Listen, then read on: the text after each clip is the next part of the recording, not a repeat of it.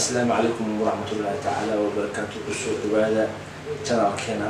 شاكي أفوشيال مانتا جنال شاكي أفوشيال مانتا وقابليا أرنتي كدعضي بالمدو كالكعيو أرنتي كدعضي ناكتي سمايستي حبينتا رقا باستعمالي سي إن بدن كل شيء في سنسي هذا إسكاليجي الصور من رقا marka barnaamijka maanta taas baa ayuu qaadayna qodobkaas channel kan qofkii ku cusub waxaa leenahay subscribe saar like share gare la wadaag asxaabtaada marka ku soo dhawaada barnaamijkaas baa hadda aan soo daawanayna dhacdadaasi la yaab kale shalay saacadu markay ahayd 10kii barqanimo ayaa waxa la soo qabtay nin lagu magacaabo deeqo aad arkaysaan deeq la yiraahdo magaciisa ninimo uu ku sheegto laakiin magaciisa dhabta la yiraahdo deeqo Cabdullaahi Aadan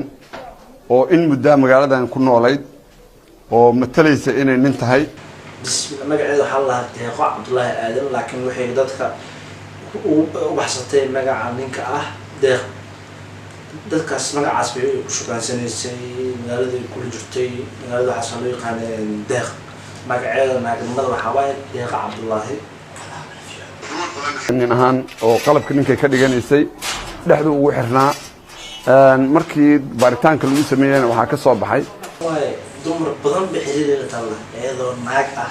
ee dumar badan xariirtay waajib in waxaan ay nin ahaan u isticmaalaysay iyadoo waa su'aali kartaan inay dumar tahay aniga hadda afjooga lama adeega iyadoo waa joog dhinaca kale haweeneydan ninka isku ekaysiisay ayaa dhankeeda warbaahinta la hadashay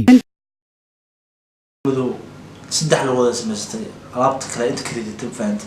ya alaabta ragga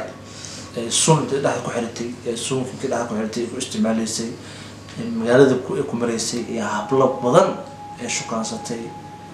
marka waa arrin cajiib waaye dumarkii joogay been galkacyo jafay ka taqoonaya shukaansi insha Allah marka hadalkeeda dhigay waa ay jidha dumar baana qofka waxaan u watay dukaan baa leeyahay dukaankan ku waardiista meel go'an meel ma ahay luusa marka tan waxa lagu arkay huba lagu arkay biskoolad marka biskoolada iyada isku difaacisaa manana dhageysanaa halkeeda kondare qofna kuma dilaalo qofna wax kuma yeelo gabadhan gabar cunug iyo ayadoo nafteeda halidaysa baan gurigeyga keenaan qofkan waxa u watay dukaan baan leeyahay dukaankeyga waardiisanay marka gurigeedana waxa joogtay gabar baa joogtay oo wiil leh marka gabadha waxa la dhahay eeda qabtaan lahay gabadhina ee ka dhashay marka gabadha way walaasha way qof wax sameeysta way gabadha ka badali karto laakiin naagta waa macquul way qabi kartaa marka naagta waxay dhahday gabadha gurigeedana keensaday gabadha cunugeeda haligi rabtaa gurigeeda keensaday gurigeedii bay joogeen marka saas bay dhahday laakiin waxa macquul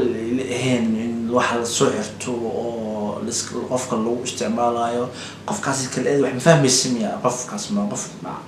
qofkaas qof wax si ka ah waa ma fahanti wax la soo xirnayo waa waad kartaa waa ka taqaana wax markuu oo waxaad arkaysid baa ku galay maano marka waxaan leeyahay hablihi joogeen galkacyo wallahi ilaahay qabtay ma fahanti marka waxaan leeyahay ka bacd iska ilaasha dumarka ku nool galkacyo waxaan leeyahay ninka ay soo doontiin iska ilaasha iska fiirsa iska taabta wax miya masa'in waa asigi camal marka reergalmudug